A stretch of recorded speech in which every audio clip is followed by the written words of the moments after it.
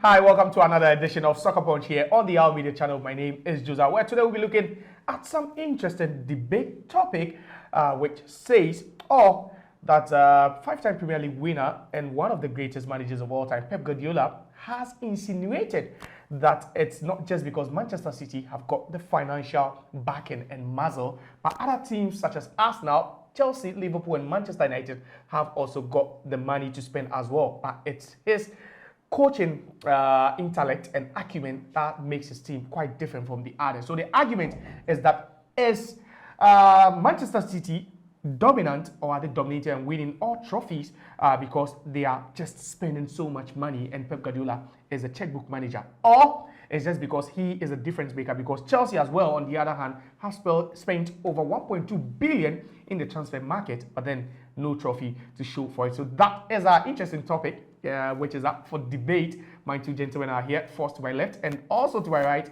is the Courageous Courage, and they'll be trashing this one out right here like we do it on the Soccer Punch. It's Pep Guardiola's news, and this is what we are going to do. Welcome, gentlemen. Thank you. But let me start off with you first. Do you agree that it's just Pep Guardiola is brilliant, or it's because City have got all the cash in the bank?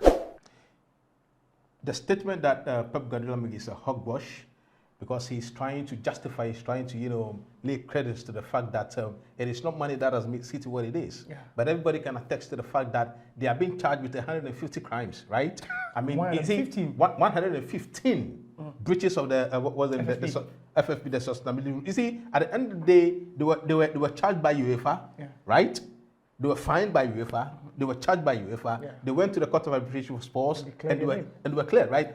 Based on technicalities, but the fact is there. The fact of law is there. I get to the point. You see, you can't tell me that over the past 8 years, City has been winning, or City has been at the top, competing with the Manchester United, Arsenal, Chelsea, Real Madrid, and the rest, only because of the competence of Pep Guardiola. That's this is happening as well. Let's be clear with ourselves. Yeah. He went to Bayern Munich. What did he achieve? He had absolutely nothing. But he won because Bayern Munich winning the league in Germany, right? Is certain.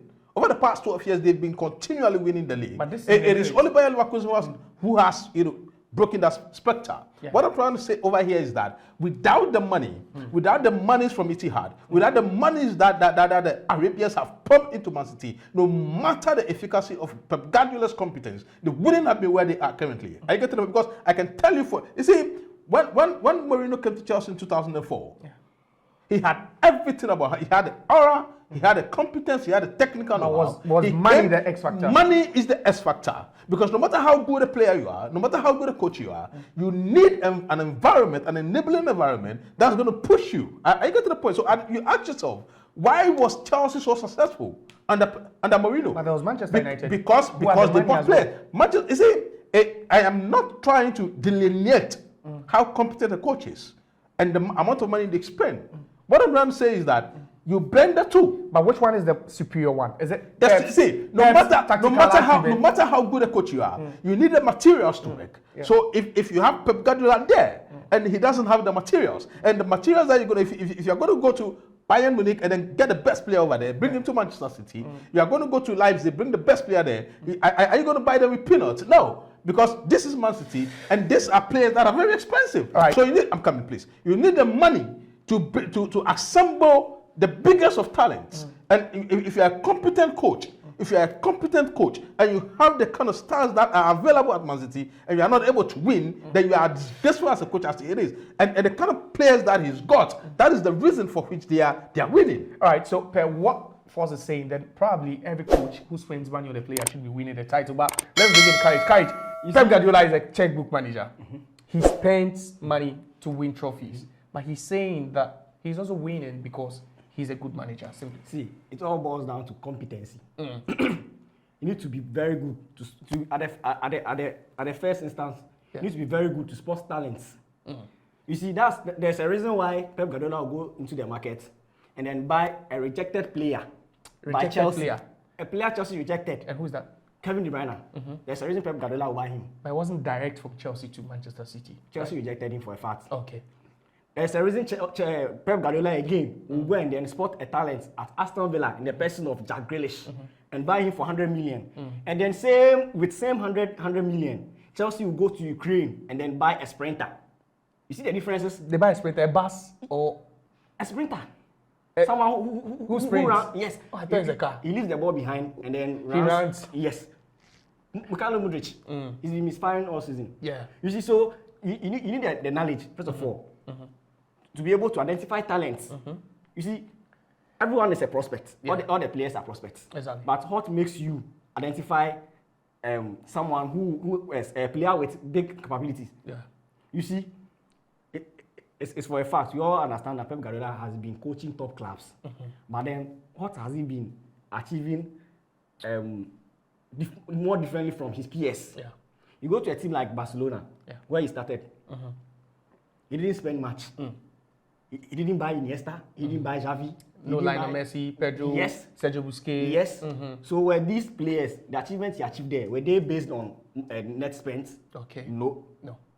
He went to Bayern Munich. Yeah. He maintained 90% of their squad. He promoted Joshua Kimmich and a whole lot of players. Yeah. Thomas He Müller was achieved, already there. yes, he achieved success with them.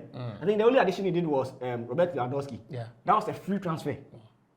So he was able to achieve success. The only thing that was omitted was the UEFA Champions League. Yeah. Then he came to Manchester City, where he started buying. Yes. Where he started buying, spending Yes. my money. Yes. Okay. But then the money he spent is fair enough as compared to Chelsea, Arsenal, and the likes. Why are we not talking about the amount of money City spends on play? Because you look at Guardiola, it's 68 million pounds. You look at Jack Grealish, over 100. Yeah. Look, Yes. we can't disassemble Yeah. the buys. I get to the point. You are talking about total net spent. Yeah. I get to the point. The bone of contention over here is that You need individual Guardiola- players. Total Pep net Guardiola- spend could be please, some please, coaches please. buy a lot of players.